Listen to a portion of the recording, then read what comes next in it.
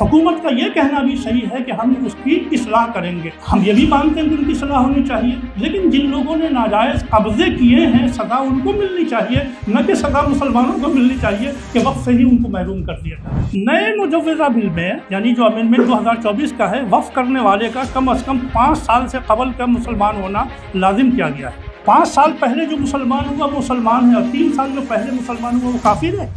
ہم مسلمان یہ کہہ رہے ہیں کہ ہم اس وقت بل کو ریجیکٹ کرتے ہیں، کر دیجیے ریجیکٹ، ہم کو کرنا چاہیے، لیکن مجھے نہیں لگتا کہ حکومت اس کو ریجیکٹ کرے گی۔ نحمدہ و نصلی علی رسولہ الکریم، اما بعد، اعوذ باللہ من الشیطان الرجیم، بسم اللہ الرحمن الرحیم، لن تنالوا البر حتی تنفقوا مما تحبون، صدق اللہ العظیم۔ قرآن کریم میں وقف کا لفظ تو موجود ہے لیکن یہ اصطلاح موجود نہیں۔ وقف کے جس معنی میں ہم آج استعمال کر رہے ہیں وہ سنت رسول صلی اللہ علیہ وسلم سے مستعار اور مستفاد ہے۔ البتہ قرآن کریم میں صدقہ اور انفاق جن معانی میں استعمال ہوئے ہیں یہ الفاظ، انہی پہ مشتمل یہ اوقاف ہے۔ قرآن کریم میں کہا گیا کہ تم لوگ نیکی کو پہنچ نہیں سکتے جب تک کہ تم اپنی پسندیدہ چیز کو خدا کی راہ میں خرچ نہ کرو۔ لن تنالوا البر حتی تنفقوا مما تحبون۔ دوسری جگہ فرمایا گیا کہ یسألونک ماذا ينفقون قل ما انفقتم من خیر فللوالدین والاقربین والیتامی والمساکین۔ یہ لوگ پوچھتے ہیں کہ کیا خرچ کریں، آپ کہہ دیجئے کہ کیا خرچ کریں یہ سوال نہیں ہے، جو کچھ تمہارے پاس ہے وہ خرچ کرو، پوچھنا یہ چاہیے کہ کن کے لیے خرچ کریں، کن لوگوں پہ خرچ کریں۔ تو والدین پہ خرچ کریں، رشتہ داروں پہ خرچ کریں، ناداروں پہ خرچ کریں، ابن السبیل مسافر پہ خرچ کریں، یتیموں پہ خرچ کریں، اور فقراء اور مساکین پہ خرچ کریں۔ قرآن کریم میں یہ بھی کہا کہ وَمَا تُنْفِقُوا مِنْ خَيْرٍ يُوَفَّ إِلَيْكُمْ، دنیا میں جو کچھ تم خرچ کرو گے آخرت میں اللہ تبارک و تعالیٰ وہ تم کو عطا کر دے گا۔ قرآن کریم میں بے شمار آیات ہیں جو صدقہ اور انفاق کی فضیلت اور اہمیت کو بیان کرتی ہیں۔ وقف کیا ہے؟ وقف کے معنی تو امساک اور حبس کے ہیں، روکنے کے ہیں۔ شریعت میں وقف وہ ہے کہ جو خدا کی راہ میں مال صدقہ کیا جائے تو صدقہ اس طرح سے کیا جائے کہ اصل اس کی باقی رہے اور منافع سے لوگوں کی ضرورت پوری ہوتی رہے، اصل باقی رہے اور منافع سے ضرورت پوری ہوتی رہے۔ تو صدقہ اور وقف میں بنیادی فرق یہ ہوگا کہ صدقہ جو آپ کرتے ہیں وہ تو دے دیتے ہیں، مالک بنا دیتے ہیں، اب وہ چاہے جو کچھ کرے اس کا خرچ کرے، رکھے باقی رکھے، وہ اس کی مرضی ہے۔ وقف میں صدقہ تو ہے لیکن پہلو یہ ہے کہ وہ اصل کو بیچ نہیں سکتا، اصل باقی ہے۔ مثلا باغ ہے تو باغ بیچا نہیں جا سکتا، پھل سے فائدہ اٹھایا جائے گا۔ کھیت ہے تو کھیت کو نہیں بیچ سکتے، اس سے جو پیداوار ہے اس سے فائدہ اٹھائے، یا جو کارپس بنی رکھی گئی اس کی جو آمدنی ہوگی اس سے فائدہ اٹھائے گا۔ صدقے میں اور وقف میں ایک اور فرق ہے، یہ کہ عام صدقہ جو ہوتا ہے وہ عارضی ہوتا ہے، آپ نے کسی کو 100 روپیہ دے دیا اور اس نے خرچ کر دیا، 1 لاکھ دیا خرچ کر دیا، لیکن وقف میں یہ ہے کہ وہ اس کو اصل باقی رکھے گا اور اس کی آمدنی سے استفادہ کرے گا۔ تو صدقہ عارضی ہوتا ہے اور وقف عارضی اور دائمی دونوں ہوتا ہے۔ آج بھی فائدہ اٹھایا جائے گا، کل بھی فائدہ اٹھایا جائے گا، اس کے بعد بھی فائدہ اٹھایا جائے گا۔ سب سے پہلا وقف اسلامی شریعت میں خود رسول پاک صلی اللہ علیہ وسلم نے کیا تھا۔ شعبہ قانون میں کتاب میں نے دیکھی لبرا کی، وقف ایڈمنسٹریشن پر، اس میں لکھا ہے کہ مولانا شبلی نعمانی کے حوالے سے کہ پہلا وقت مسجد نبوی کا تھا، جو سن 2 ہجری میں رسول اللہ صلی اللہ علیہ وسلم کو 2 یتیم بچوں نے زمین دی تھی، اور اس پہ وہ پہلا وقت ہے۔ ٹیکنیکلی یہ بات صحیح نہیں ہے۔ فتح الباری میں آپ پڑھتے ہوں گے، جب آپ کنسلٹ کریں گے فتح الباری تو آپ کو ملے گا کہ حضرت ابوبکر صدیق رضی اللہ تعالیٰ عنہ کو حکم دیا تھا اللہ کے رسول صلی اللہ علیہ وسلم نے کہ ان بچوں کو ان کا پیسہ ادا کریں۔ ان بچوں نے آفر تو کیا تھا کہ زمین بغیر معاوضے کے ہم آپ کو دے رہے ہیں، لیکن حضور نے قبول نہیں کیا۔ چنانچہ حضرت ابوبکر صدیق رضی اللہ تعالیٰ نے ان کا وہ پیسہ ادا کیا تھا، لہذا وہ وقف نہیں تھا۔ جو پہلا وقف ہے وہ سن 3 ہجری کا ہے، اور یہ وقف یہ ہے کہ ایک یہودی تھا، اس کا نام تھا مخیرق۔ وہ مسلمانوں کے ساتھ رہتا تھا اور جنگ احد میں مسلمانوں کی طرف سے کفار مکہ سے لڑا تھا۔ اس نے یہ وصیت کی تھی کہ اگر میں مارا جاؤں اس جنگ میں تو میرے جو باغات ہیں وہ محمد صلی اللہ علیہ وسلم کے لیے ہیں، وہ جس طرح چاہیں اس میں تصرف فرمائیں۔ چنانچہ اسی جنگ میں وہ شہید ہوئے۔ رسول اللہ صلی اللہ علیہ وسلم نے اس کی وصیت کے مطابق وہ 7 باغ اپنے قبضے میں کیے، پھر آپ نے خدا کی راہ میں ان 7 باغ کو وقف کر دیا۔ یہ پہلا وقت ہے اسلامی تاریخ میں جس سے بہت کم لوگ واقف ہیں، یہ ہے اوریجن۔ دوسرا وقت حضرت عمر فاروق رضی اللہ تعالیٰ، جنگ خیبر میں جو مال غنیمت آتا ہے ان میں ایک باغ ملا حضرت عمر فاروق رضی اللہ تعالیٰ عنہ۔ بڑا باغ تھا، آمدنی زیادہ تھی۔ رسول اللہ صلی اللہ علیہ وسلم کے پاس آئے اور پوچھا کہ اللہ کے رسول، یہ جو مال ہم کو ملا ہے اس سے بڑا مال تو ہم کو آج تک نہیں ملا، لیکن میں چاہتا ہوں کہ اس کو خدا کی راہ میں دے دوں۔ تو رسول اللہ صلی اللہ علیہ وسلم نے اس وقت ایک جملہ فرمایا کہ وہ جملہ پورے وقت کی بنیاد ہے، یہی وقت کی بنیاد ہے۔ آپ نے فرمایا ان شئت حبست اصلھا وتصدقت بھا، اگر تم چاہو تو اصل کو تم باقی رکھو اور اس کے جو منافع ہیں ان کو صدقہ کر دو۔ بخاری میں کتاب الشروط میں باب الشروط فی الوقف میں یہ پوری روایت آئی ہے تفصیل کے ساتھ۔ حضرت عمر فاروق رضی اللہ تعالیٰ عنہ نے حضور کے فرمانے کے مطابق اس کو وقف کر دیا اور کہا کہ یہ میں صدقہ کر رہا ہوں، اور 3 الفاظ فرمائے، وہ یاد رکھیے گا، یہ وقف کی بنیاد ہے، لا یباع ولا یوہب ولا یورث، یعنی یہ جو اصل بات ہے، جو جائیداد ہے، نہ بیچی جائے گی، نہ ہبا کی جائے گی، اور نہ یہ وراثت میں جائے گی۔ یہ صدقہ ہے فقراء کے لیے، مساکین کے لیے، یتامہ کے لیے اور مسافروں کے لیے۔ متولی کا بھی ایک شق رکھا حضرت عمر فاروق نے اور فرمایا کہ اس کے متولی کو جائز ہے کہ اپنی محنت کے مطابق اس سے وہ معاوضہ حاصل کرے۔ یہ پوری روایت آپ کو بخاری شریف میں ملتی ہے۔ یہاں سے وقف کی شرائط طے ہوتی ہیں جو حضور صلی اللہ علیہ وسلم کے فرمانے کے مطابق حضرت عمر نے۔ اسی سے ہم کہتے ہیں کہ وقف کی جائیداد انسان کی جائیداد نہیں ہوتی۔ صدقے میں تو آدمی مالک ہو جاتا ہے، لیکن وقف میں انسان مالک نہیں ہوتا، یہ ملکیت خدا کو منتقل ہو جاتی ہے۔ لا یباع ولا یورث ولا یوہب، اب وہ جائیداد نہ بیچی جائے گی، نہ وہ صدقہ کی جائے گی، وہ نہ ہبہ کی جائے گی، اور نہ وراثت میں منتقل ہوگی۔ تیسرا وقت حضرت عثمان غنی رضی اللہ تعالیٰ عنہ کا۔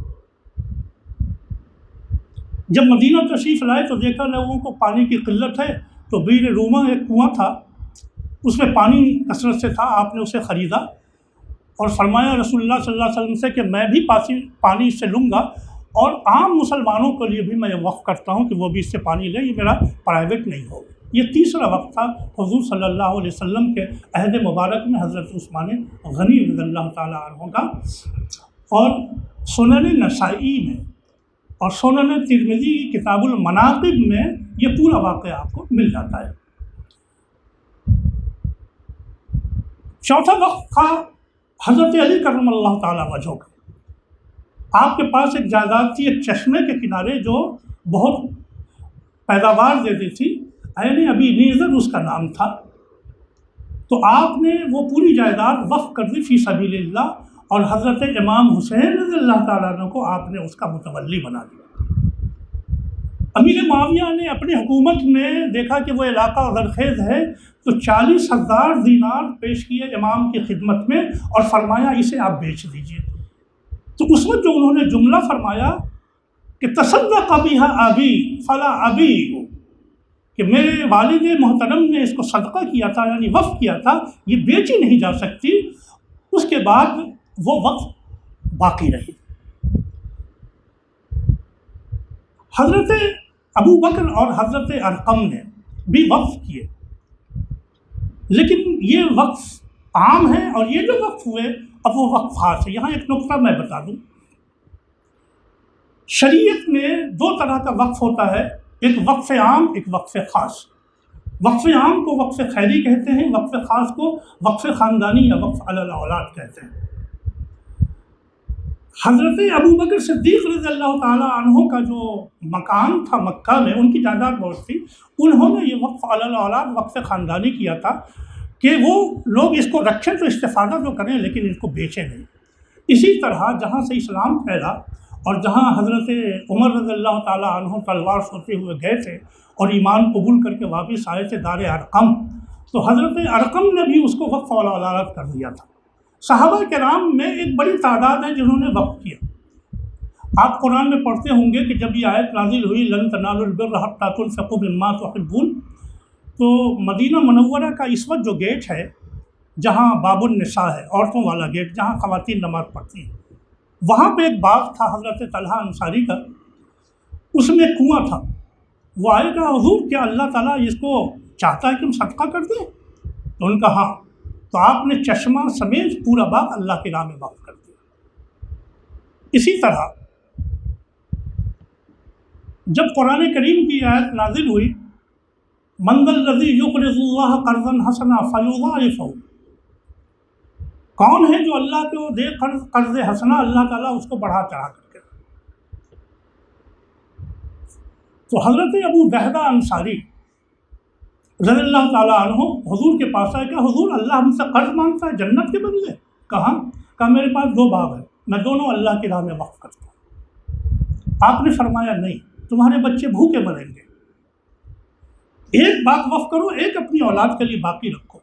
تو ان کا کہ جو میرا بڑا باغ ہے وہ باغ میں اللہ کے حضور وقف کرتا ہوں، اور جو چھوٹا باغ ہے وہ رکھتا ہوں۔ اور وقف کرنے کے بعد آئے اور آواز لگائی کہ اے دہدہ کی ماں، اے دہدہ کی ماں، اب باغ سے نکل آؤ، یہ باغ میں نے اللہ کو جنت کے بدلے میں دے دیا ہے، اب اس پہ ہمارا قبضہ نہیں۔ بیگم صاحبہ اتنی نیک تھی، بہت تعریف کی اور کہا تم نے بہت نیک کام کیا، اور بچوں کو لے کر کے باغ سے نکلا۔ صحابہ کرام کے بعد ایک سلسلہ ہے جو باغات کا، جو وقف کرنے کا عہد صحابہ میں خلفائے راشدین میں موجود ہے۔ یہی وقف آپ کو بنی امیہ میں، بنو عباسیہ میں ملتا ہے کہ لوگ وقف کرتے رہے۔ اب تک کے ریکارڈ کے مطابق اس زمانے کا جو سب سے بڑا وقف کی تختی ابھی موجود ہے، اتفاق سے وہ فلسطین کی ہے۔ فلسطین میں رام اللہ کا جو وقف ہے اس پر ابھی تک پتھر کی تختی باقی ہے، باقی ہر جگہ کی مٹ گئی ہے۔ اسی لیے جو فلسطین کی جو جنگ ہے کہ آپ ان کو حوالے کیوں نہیں کہتے، تو ان کے علماء یہ کہتے ہیں کہ یہ وقف ہے، ہم دے نہیں سکتے۔ ہندوستان میں جب مسلمان آئے تو ہر جگہ جہاں جہاں مسلمان گئے انہوں نے جائیدادیں وقف کی۔ ہندوستان میں آئے تو ہندوستان میں بھی وقف کی، لیکن دلچسپ بات یہ ہے کہ ہندوستان میں صرف سلاطین نے وقف نہیں کیا، بلکہ اہل خیر نے، عام لوگوں نے، خواتین نے اور غریبوں نے بھی وقف کیا۔ اور کیوں وقف کیے؟ کہ وقف وہ ہے کہ جس سے آدمی اللہ کی رضا حاصل کرے، یعنی وقف عبادت ہے، اور مساجد پہ، مقابر پہ، درگاہوں پہ، یتیم خانوں پہ امام باڑے پہ، ہاسپیٹل پہ، مسافروں پہ، سرائے پہ، یہ تمام جو خیر کی چیزیں تھیں اس میں لوگوں نے اپنی جائیدادیں وقف کی. اور ہندوستان میں اب تک کے ریکارڈ کے مطابق ریلوے اور فوج کے بعد تیسری بڑی جائیداد ہے جو وقف کی ہے، جس کے اوپر نظر بد ہے. انگریز جب ہندوستان میں آئے تو ظاہر حکومت بدلتی ہے تو جائیداد بھی بدل جاتی. مغلوں کے عہد میں جو زمینیں تھیں وہ بادشاہوں کی ہوتی تھی. اب جب یہ آئے تو انہوں نے پورے حکومت پہ ہندوستان پہ قبضہ کیا تو زمینوں پہ بھی سارا قبضہ ہو گیا. لیکن ان قبضہ جات کے ساتھ انہوں نے وقف کی زمینوں پہ بھی قبضہ کر لیا. تو مسلمانوں نے اس پہ احتجاج کیا. تو جو بڑی جائیدادیں وقف کی تھیں جو معروف تھیں، انگریزوں نے اس پہ غور کیا، تبادلہ خیال کیا، اور انہوں نے 1923 میں وقف کا قانون بنایا جس سے وقف کا تحفظ ہو جائے. لیکن اس سے پہلے ایک جھگڑا ہوا کہ یہ جو وقف علی الاولاد ہے یہ غیر قانونی ہے. انگریزوں نے کہا کہ وقف کا مطلب تو یہ ہے کہ لوگوں کو خیر ہو، بھلائی ہو، اس کی وجہ سے وقف کیا جاتا ہے. وقف علی الاولاد کیا ہے؟ تو دو اعتراضات تھے انگریزوں کے.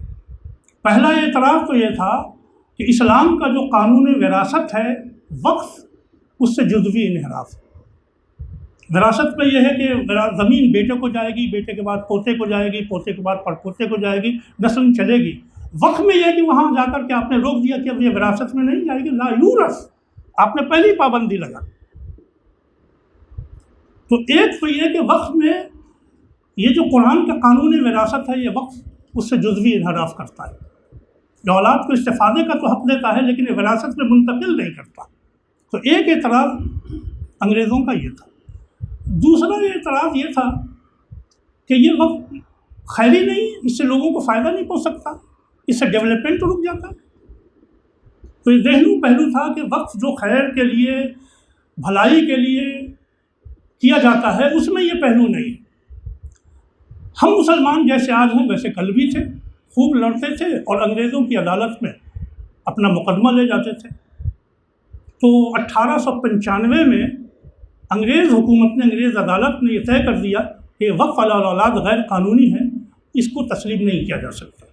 لہذا جو جائیداد وقف علی الاولاد تھی اس کو انہوں نے مسلمانوں سے بے دخل کر دیا. سر سید 1879 میں لیجسلیٹو کونسل کے ممبر تھے اور وہ کلکتہ جاتے تھے. انہوں نے اس وقت ایک بل بنایا اور پیش کیا، وہ وقف علی الاولاد کا تھا. وقف علی الاولاد کا یہ وقف خاندانی تھا. وقف خاندانی انہوں نے لفظ یوز کیا ہے. انہوں نے دو باتیں انہوں نے کہی. سر سید نے کہا کہ دیکھیے وقف کا جو متولی ہے وقف علی الاولاد کا، وہ تو گورنمنٹ کے فیصلے سے ہونا چاہیے.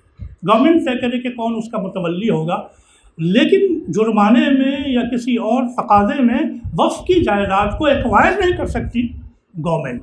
تو ایک انہوں نے شق رکھی گورنمنٹ کے لیے اور ایک شق رکھی انہوں نے مسلمانوں کے لیے. لیکن ان کو یہ لگا کہ مسلمان علماء نے اس کی مخالفت کی. ان کا کہ نہیں، یہ قابل قبول نہیں ہے. اسی لیے کہ وقف کی تولیت میں فقہا یہ لکھتے ہیں کہ متولی مسلمان ہو اور قاضی کے مسلمان ہونا ضروری ہے.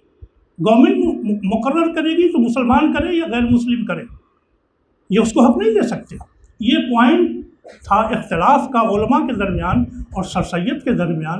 چنانچہ سر سید نے وقف خاندانی وقف کا جو بل تھا اسے واپس لے لیا. اگر آپ مقالات سر سید پڑھیں تو سر سید کا یہ پورا بل اس میں موجود ہے اور ان کی پوری وضاحت موجود ہے، اور مکمل مجموعہ لیکچر و اسپیچز میں بھی وقف علی الاولاد کے اوپر ان کی تقریر موجود ہے.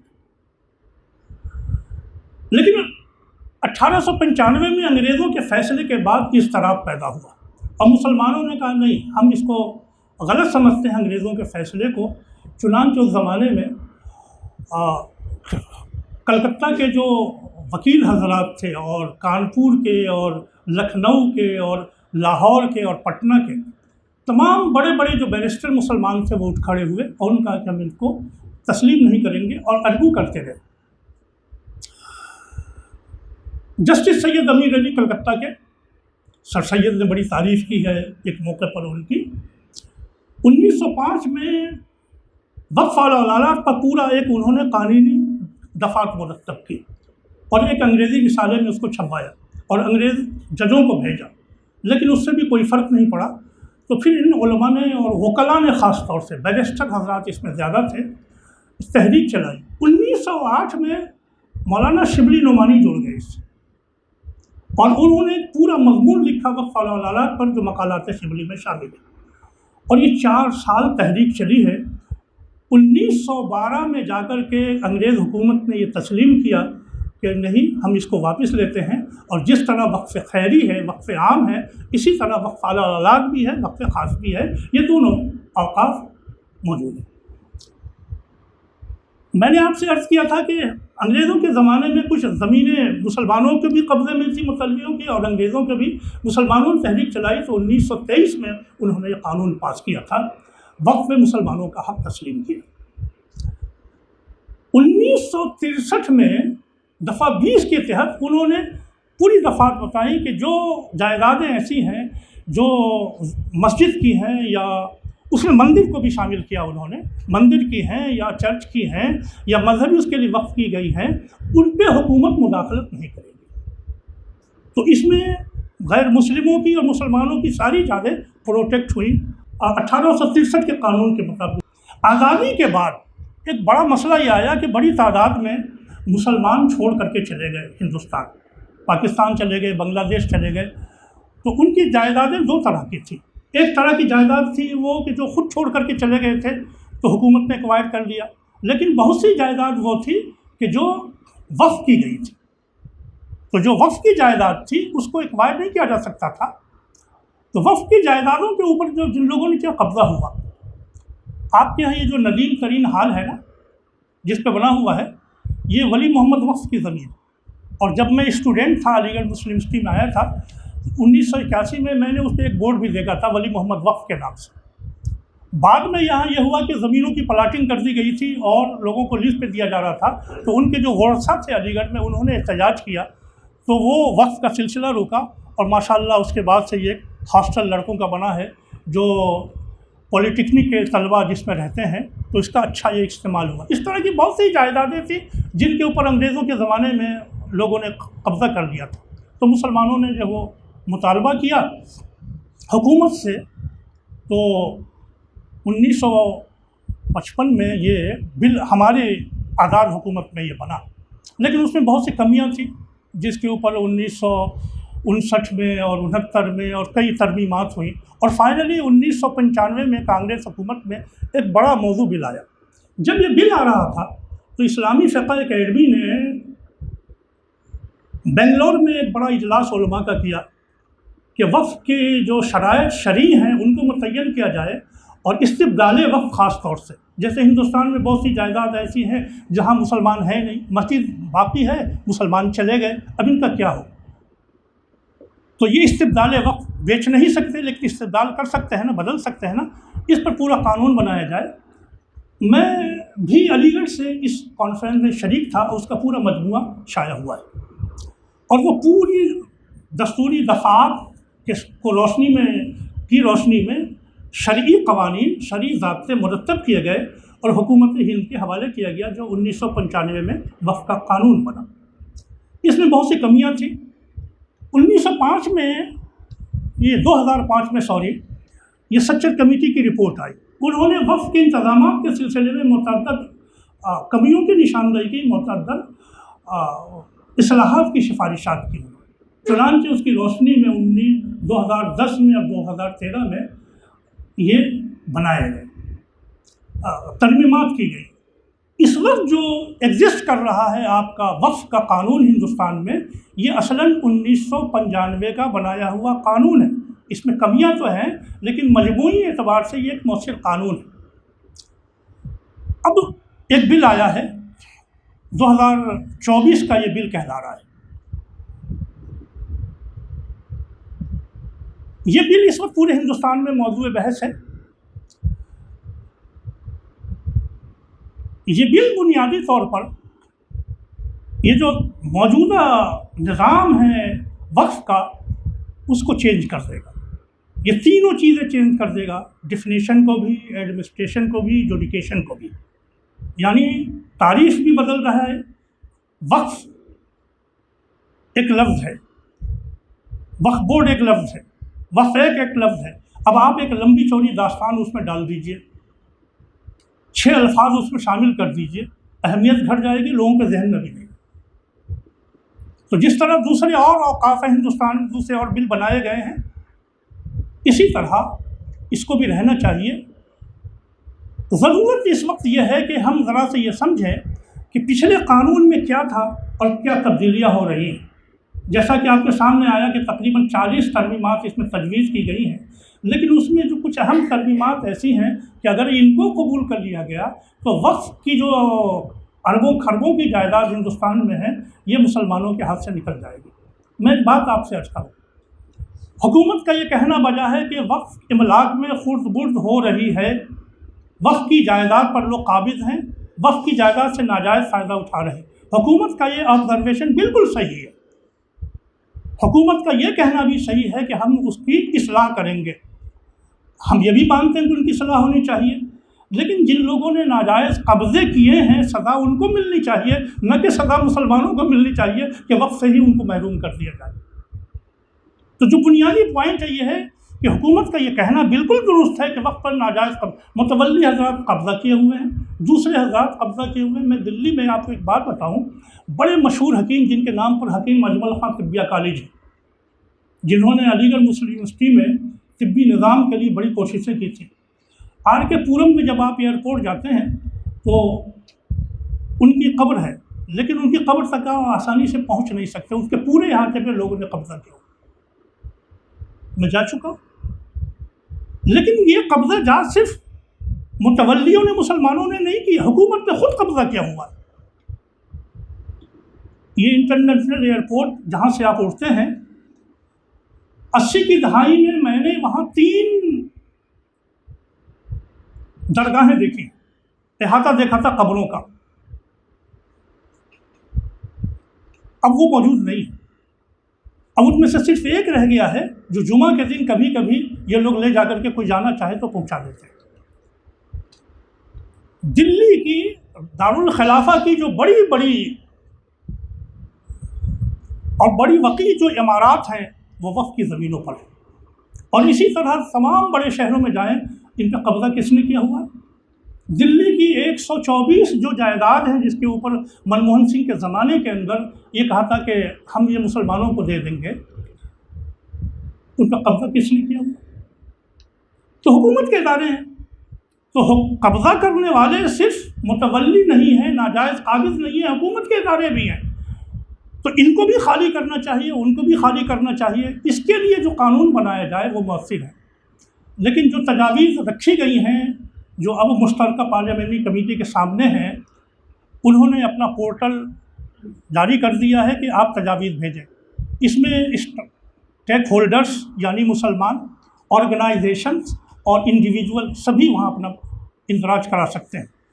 لیکن یہ بتائیے کہ ہندوستان میں 80% غیر مسلم ہیں اور 20% مسلمان ہیں.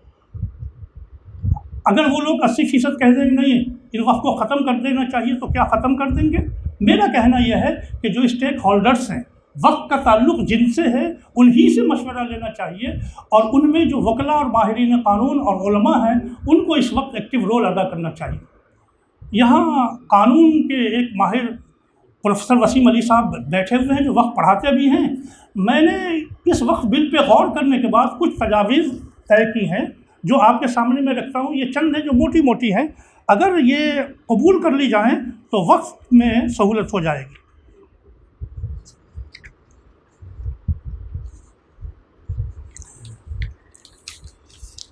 پہلی تجویز تو یہ ہے کہ جو نام ہے وقف کا وہ تبدیل نہ کیا جائے، وہ ویسے ہی رکھا جائے.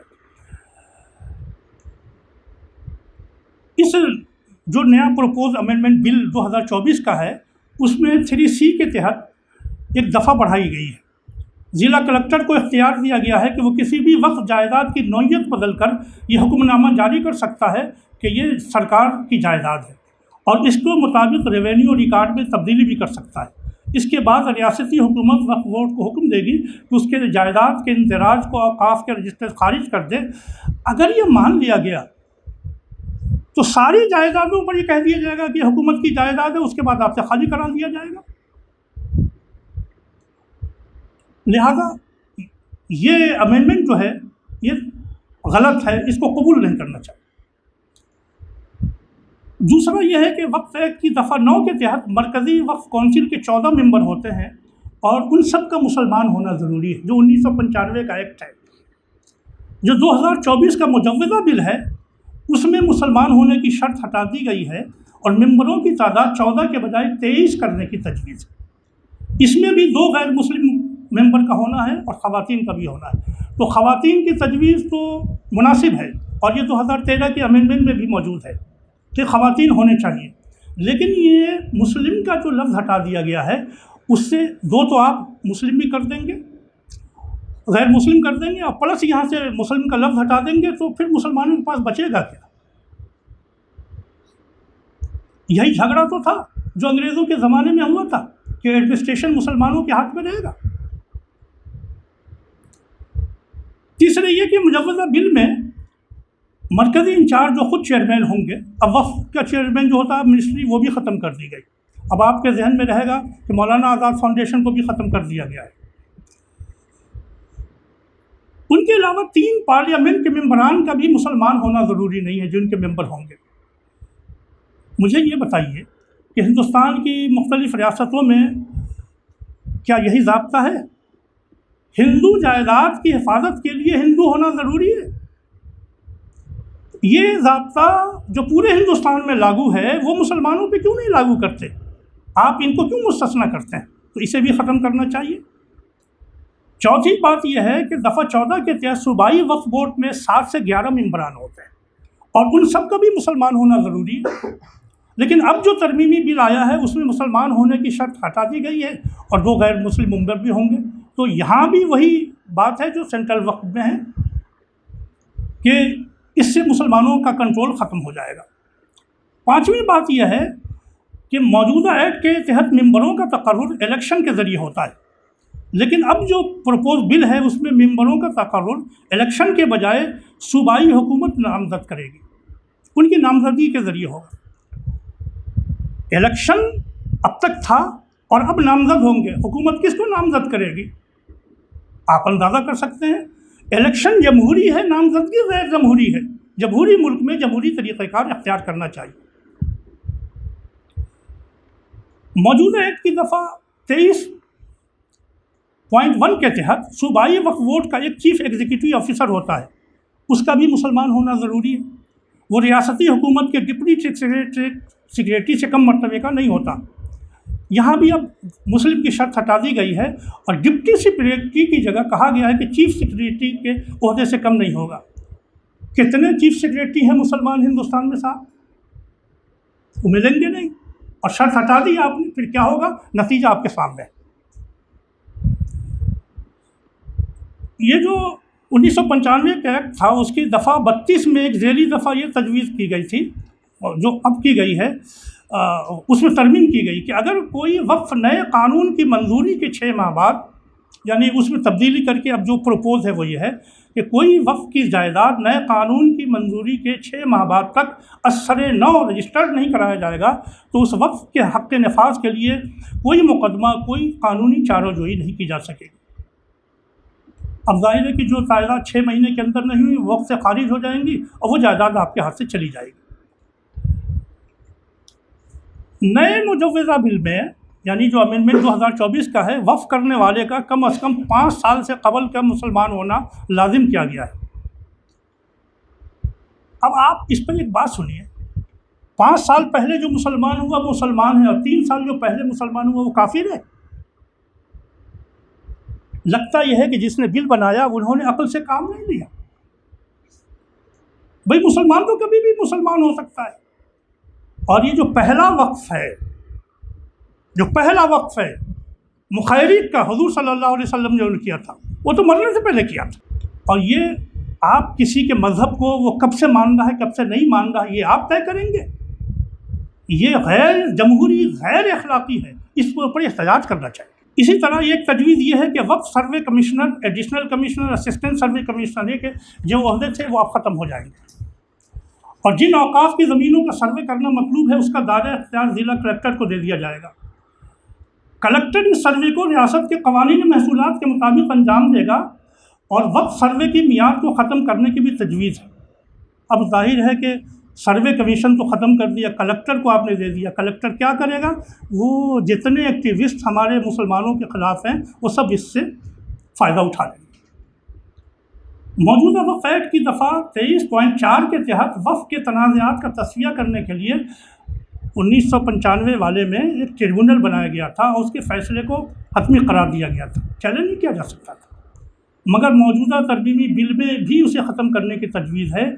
اس سے وقف کی جائیداد کا تحفظ مشکل ہو جائے گا، ناجائز قبضہ بڑھ جائے گا، ختم نہیں ہوگا. اسی طرح 11واں پوائنٹ یہ ہے کہ ایکٹ کی دفعہ 61A کے تحت وقف بورڈ کے فیصلے کی تعمیل نہ کرنے پر متولی پر جرمانہ عائد کیا گیا تھا. موجودہ بل میں اسے بھی ختم کیا گیا. اس سے کیا ہوگا؟ احتسابی نظام ختم ہو جائے گا. موجودہ ایکٹ کی دفعہ 104 کے تحت جو شخص مسلمان نہیں ہے وہ بھی مسلم وقف پہ حصہ لے سکتا ہے، لیکن اب جو 2024 کا بل آیا ہے وہ اس میں اس کو ختم کر دیا گیا ہے کہ کوئی غیر مسلم وقف نہیں کر سکتا. میں آپ سے 2 بات عرض کرتا ہوں. مسلم وقف تو نہیں کر سکتا غیر مسلم نئے قانون کے مطابق، لیکن مسلمانوں کے وقف کے اوپر وہ ایڈمنسٹریٹر بن کے بیٹھ سکتا ہے اس قانون کے مطابق. کیا تضاد ہے؟ دوسری بات، مسلمانوں کے پاس جو وقف کی بہت سی جائیداد ہیں جن کو میں جانتا ہوں وہ غیر مسلموں کی عطا کرتا ہے. بہت سے اسکول غیر مسلموں کی زمین پہ ہیں جنہوں نے دیے تھے. ہاتھرس میں ایک مرتبہ میرا جانا ہوا تقریر کے لیے. وہاں لوگوں نے بتایا کہ ایک تاجر تھے، ان کے گاڑی سے ایک مسلمان بچے کا ایکسیڈنٹ ہو گیا. لوگوں نے مقدمہ کیا. انہوں نے کہا بھائی صلح کر لو، میں تم کو پیسہ دیتا ہوں اور تمہارے یہاں تعلیم کی کمی ہے، کچھ زمین دیتا ہوں، اس پہ اسکول بنا لو. تو جو اسکول بنایا گیا ہے وہ ایک غیر مسلم کا دیا ہوا ہے. اب آپ کہیں گے کہ غیر مسلم نہیں کر سکتا، اسکول پہ بلڈوزر چلا دیں گے آپ. تو یہ غیر مسلم کا جو لفظ ہے اسے ہٹانا چاہیے اور ویسے ہی رہنے دینا چاہیے جیسا کہ دیا گیا ہے. ایک اور بات، موجودہ وقف ایکٹ کی دفعہ 107 کے تحت اوقاف کی جو جائیداد ہے اس کو لمیٹیشن ایکٹ سے مستثنی رکھا گیا تھا تاکہ وقف کی جائیداد پر قدیم و جدید سارے قبضے ختم کرائے جا سکیں. موجودہ ترمیمی بل میں اسے بھی ختم کرنے کی تجویز ہے. یعنی اگر وقف کے اوپر کسی کا 100 سال کا بھی قبضہ ہے تو وہ قبضہ ہٹ سکتا ہے پچھلے قانون کے مطابق. اب جب آپ لمیٹیشن ایکٹ اس پہ لاگو کریں گے تو وہ اس قانون کے تحت وہ ادھر سے آئے گا ادھر سے چھوٹ جائے گا، زمینیں آپ کے ہاتھ سے چلی جائیں گی. آخری 2 باتیں یہ ہیں کہ ایکٹ کی دفعہ 108 کے تحت رائڈنگ ایفیکٹ رکھا گیا تھا، یہ بھی ختم کیا. رائڈنگ ایفیکٹ کا مطلب یہ ہوتا ہے کہ اگر دو اس سے ملتے جلتے اور دوسرے قوانین ہیں اگر متعارض ہیں تو وقف کا قانون لاگو ہوگا اور وہ قوانین جو ہے وہ لاگو نہیں ہوں گے. اب اسے بھی آپ ختم کر رہے ہیں. اس طرح کی اور بھی بہت سی نکات ہیں جو اس وقت بل میں ہیں. اگر ان کو ایز اٹ از منظور کر لیا گیا تو یہ سارے وقف کی جائیداد خرد برد ہو جائیں گی، مسلمانوں کے ہاتھ سے چلی جائیں گی. میرا مشورہ کیا ہے؟ میرا مشورہ یہ ہے کہ ماہرین قانون اس پر غور کریں.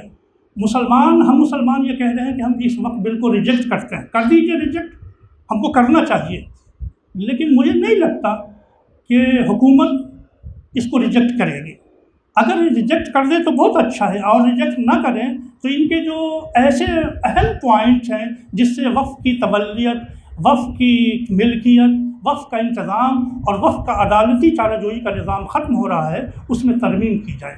مجھے امید ہے کہ یہ باتیں آپ تک پہنچ رہی ہوں گی اور آپ کے ذریعے تمام ملت پہنچیں گی.